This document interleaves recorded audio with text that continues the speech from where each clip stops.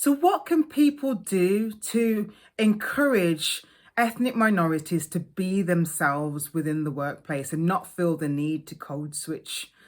Well, essentially, you need to be able to be open to your unconscious biases and microaggressions. It means being educated on anti-racism, unconscious bias, privilege, racial advantage, all of this stuff.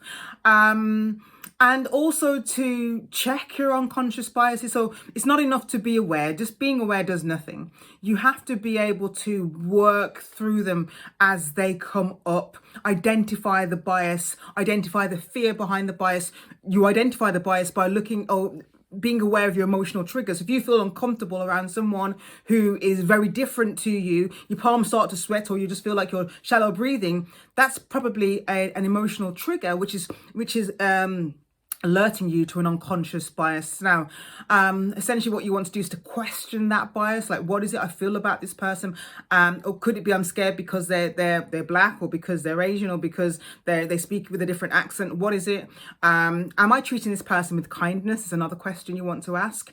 To ask the way that I'm speaking to this person right now, would I speak to a relative like this?